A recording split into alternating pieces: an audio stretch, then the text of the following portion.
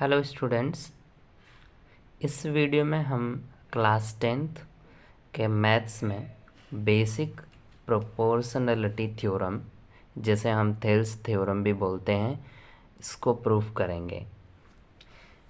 Theorem है, if a line is drawn parallel to one side of a triangle intersecting the other two sides, यहाँ पे मैंने others side लिख दिया, in distinct points, then the other two sides are divided in the same ratio।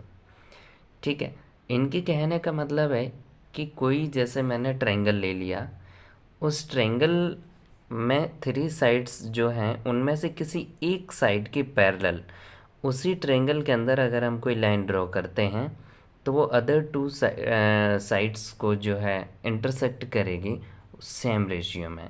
ठीक है, यहाँ पे already मैंने फिगर को ड्रॉ कर लिया है, तो यहाँ पे थोड़ा सा हम आपको समझा रहे हैं कि जैसे ये ट्रायंगल ABC जो है यहाँ पे मैंने ड्रॉ किया, यहाँ पे साइड BC जो है इसके पैरेलल एक लाइन को ड्रॉ किया DE। ठीक है ना, तो अब हमें प्रूफ ये करना है कि ये जो लाइन इस BC के पैरेलल जो ड्रॉ मैंने की है, ये वाली लाइन बाकी की दो साइड्स को इंटरसेक्ट कर रही है पॉइंट D और E पर। ठीक है ना, तब इस केस में मुझे प्रूफ करना है कि जो AD अपॉन DB, ठीक है, इधर करस्पॉन्डिंग साइड्स का जो रेशियो है मुझे इक्वल प्रूफ करना है, मतलब AD upon DB is equal AE upon AC। ठीक है, मुझे ये प्रूफ करना है। तो यहाँ पे मैंने राइट किया कि let in a triangle ABC, ये जो ABC है इसमें जो साइड DE है वो BC के पैरेलल है, DE is parallel to BC। ठीक है, थोड़ा सा मुझे यहाँ पे कंस्ट्रक्शन भी करना पड़ा। वो कंस्ट्रक्शन हमने क्या किया वो मैं यहाँ पे पहले लिख लेता हूँ। कंस्ट्रक्शन जो मैंने किया है वो ये किया, join BE and CD, BE and CD। हमने CD और BE को जॉइन कर दिया, और क्या किया था, और हमने E से इस AB पर एक परपेंडिकुलर ड्रॉ किया, ये। ठीक है, जो कि 90 डिग्री एंगल यहाँ पे शो कर रहा है, मतलब EM जो है वो परपेंडिकुलर है इस साइड पे। ठीक है, एंड ड्रॉ EM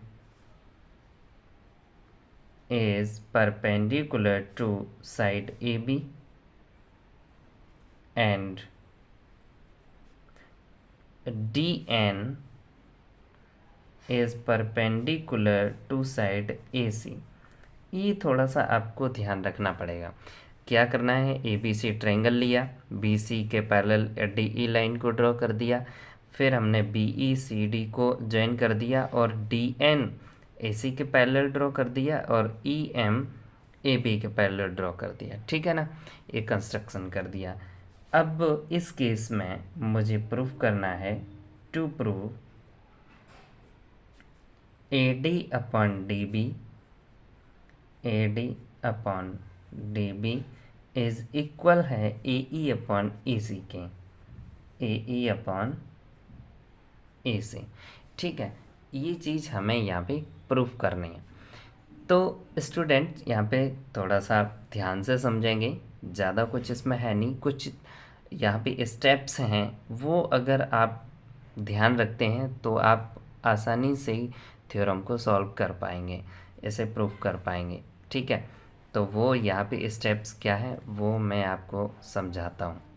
सबसे पहले आपको यहाँ पे क्या करना है कि ADE जो ट्रायंगल है इसका एरिया निकालेंगे। थोड़ा सा समझना, यहाँ पे ट्रायंगल ADE का एरिया निकालेंगे हम, और ट्रायंगल DBE का एरिया निकालेंगे। मतलब अभी हम लेफ़्ट साइड की बात करेंगे, इस साइड की बात करेंगे, ठीक है ना। उसके बाद फिर हम राइट साइड की बात करेंगे। तो ये थोड़ा सा प्रोसेस है, वो आप थोड़ा ध्यान से समझेंगे। क्या मैंने बताया, पहले हम ए डी ई का एरिया निकालेंगे, ठीक है ना। Area triangle A D E, तो आपको ट्रायंगल का एरिया पता होगा, 1/2 इंटू बेस इंटू हाइट होता है। तो हम यहाँ पे 1/2 इंटू बेस। अब ए डी ई जो ट्रायंगल आपका है, इसमें हम बेस लेंगे ए डी, ठीक है, इनटू हाइट। अब ए डी लाइन पे जो परपेंडिकुलर ड्रॉ किया है वो हाइट का काम करती है, तो यहाँ पे हाइट हो जाएगी ई एम, ठीक है। थोड़ा सा मैं यहाँ पे आपको अलग से एक चीज़ समझा दूँ कि किसी भी ट्रायंगल में जो हाइट होती है वो बेस के अकॉर्डिंग हम लेते हैं। जैसे यहाँ पे मैंने एक रफली ट्रायंगल ले लिया पी क्यू आर, ठीक है। इसमें हाइट की अगर हम बात करें, अगर हम बेस क्यू आर ले रहे हैं तो फिर हाइट क्यू आर पे परपेंडिकुलर जो होगी लाइन वो हाइट का काम करेगी। क्यू आर बेस पे ये वाली हाइट होगी। अगर इसी फिगर को मैं दोबारा से बना लूँ पी क्यू आर, अगर हम इसमें पी क्यू बेस लेते हैं तो फिर हाइट इसी लाइन पे परपेंडिकुलर होनी चाहिए, ठीक है ना। तो फिर ये वाली हाइट काम करेगी जब हम बेस पी क्यू लेंगे, ठीक है। और एक चीज़ और यहाँ पे मैं बता दूँ आपको कि कुछ ट्रायंगल ऐसे होते हैं जिनकी हाइट ट्रायंगल के बाहर हो सकती है। जैसे जैसे यहाँ पे मैंने एक ट्रायंगल लिया, जैसे ये थोड़ा छोटा सा ट्रायंगल बना रहा हूँ मैं। जैसे ये लिया पी क्यू आर, अगर हम बेस यहाँ पे क्यू आर लेते हैं, ठीक है, तो इसकी हाइट जो है बाहर हो जाएगी। अब इसके अपोजिट आपका ये जो वर्टेक्स है, यहाँ से मुझे परपेंडिकुलर ड्रॉ करना पड़ेगा। परपेंडिकुलर अब हम यहाँ तो ड्रॉ कर नहीं सकते, तो वो परपेंडिकुलर जब हम इस तरीके से ड्रॉ करेंगे तो इसको थोड़ा सा हमें प्रोड्यूस करना पड़ेगा, और यहाँ पे इस तरीके से हम हाइट को जो है कंस्ट्रक्ट बाहर कर लेंगे। तब हाइट ये रहेगी, ठीक है, बेस यही रहेगा क्यू आर। तो हाइट कहने का मतलब ट्रायंगल के बाहर भी हो सकती है, नो प्रॉब्लम। बस ये थोड़ा सा कॉन्सेप्ट था यहाँ पे और समझने का हाइट का। चलिए, तो यहाँ पे मैंने क्या किया था, ट्रायंगल ए डी ई का जो एरिया हमने यहाँ पे फाइंड किया 1/2 इंटू बेस ए डी लिया। तो जो बेस लिया उसी पे परपेंडिकुलर होना चाहिए, वो है ई एम, वो मैंने यहाँ राइट कर लिया। इसको मैंने एक नेम दे दिया इक्वेशन नंबर 1, ठीक है। अगेन अब हम यहाँ पे एरिया फाइंड कर रहे हैं किसका, अभी मैंने ए डी ई का किया, अब हम नीचे वाले ट्रायंगल का करेंगे डी बी ई का, ठीक है। डी बी ई का यहाँ पे थोड़ा सा आपको मैं और डार्क करके दिखा देता हूँ इसका एरिया, डी बी ई इसका, ठीक है, ट्रायंगल डी बी ई। तो यहाँ पे जो है इसका फॉर्मूला वही सेम 1/2 इंटू बेस हम यहाँ पे क्या लेंगे डी बी, ठीक है, इंटू हाइट क्या होगी इसकी डी बी की। तो ध्यान से देखिए ये वाला जो ट्रायंगल है इसमें जो हाइट है, अगर यहाँ से हम डी बी बेस अगर लेते हैं तो हाइट इसकी यहाँ तो आएगी नहीं, परपेंडिकुलर होनी चाहिए, वो हो जाएगी बाहर, तो वो हाइट यही काम करेगी। जब इसको हम थोड़ा सा आगे देख पा रहे हैं, ये वाली एक पूरी लाइन है, इस लाइन पे परपेंडिकुलर ई एम है, तो हाइट जो है इस डी बी के लिए ई एम काम करेगी, इसमें भी हाइट ई एम होगी। ये इक्वेशन नंबर आपकी होगी 2, ठीक है। अच्छा, अब आप कहेंगे क्वेश्चन आपके दिमाग में ये आ सकता है कि हमने बेस ए डी और डी बी ही क्यों लिया। बिकॉज स्टूडेंट्स हमें ए डी और डी बी ही चाहिए, प्रूफ जो हमें करना है उसमें मुझे ए डी और डी बी चाहिए। तो ये भी हमें जो है दिमाग में रखना है कि जो मुझे फाइंड करना है वो चीज़ हमारे सॉल्यूशन में आनी चाहिए, ठीक है ना। तो इसलिए ए डी और डी बी को यहाँ पे मैंने बेस लिया है। तो ये हो गया। अब क्या करते हैं स्टूडेंट्स, यहाँ पे मुझे A D upon D B चाहिए, तो A D upon D B के लिए हम इक्वेशन नंबर 1 में, मतलब इसमें हम इस इक्वेशन नंबर 2 का डिवाइड कर दें, यहाँ अपॉन का साइन आ जाएगा तो ये हमारा अपॉन में आ जाएगा। तो हमें क्या करना है, इक्वेशन नंबर 2 में डिवाइड करना है इक्वेशन नंबर टू का। ठीक है, आप इसे लैंग्वेज में भी लिख सकते हैं, equation number 1 divided by equation number 2। ठीक है, तो अब यहाँ स्टूडेंट कंडीशन बनेगी area of triangle ADE upon area of triangle DBE is equal 1/2 into AD into EM upon 1/2 into DB into EM। ठीक है ना, मैंने इक्वेशन नंबर 1 जो पूरा था उसमें, उस इक्वेशन में पूरे हमने इक्वेशन 2 का डिवाइड कर दिया। LHS में LHS का डिवाइड किया, RHS में RHS का डिवाइड कर दिया।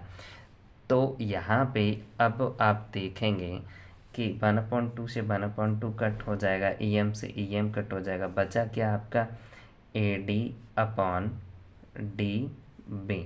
ठीक है, तो इसको हम नाम दे देते हैं, इसको मैंने नाम दे दिया इक्वेशन नंबर 3।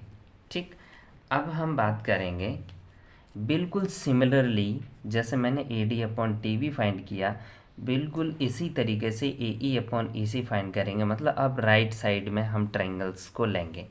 ठीक है, जो फिगर आपका है इसमें हम अब ADE और EDC, मतलब जिस तरीके से इधर लिए थे ट्रायंगल उसी तरीके से हम इधर ट्रायंगल लेंगे, तो आपको ये AE अपॉन EC मिल जाएगा।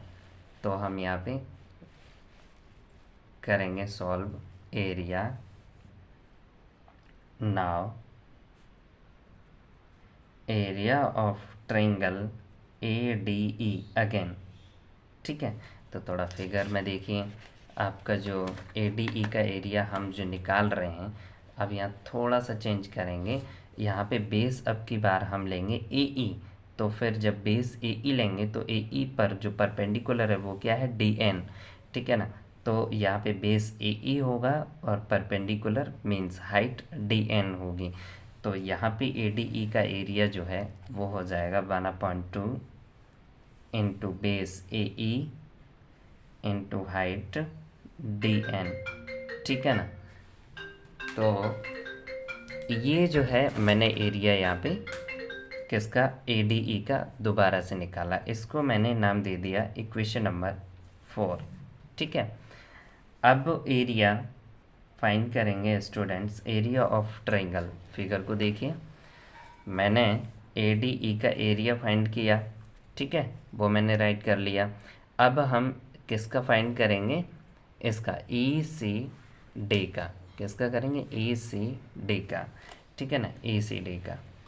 तो area of triangle ECD is equal 1/2 into, अब बेस यहाँ पे कौन सा लेंगे, बेस हम लेंगे EC। अब बेस जब EC लेंगे तो EC को देखो ये एक साइड पूरी है, तो इस EC पे जो परपेंडिकुलर EC के लिए जो हाइट होगी वो कौन सी होगी, DN। ठीक है ना, तो EC बेस और DN हाइट।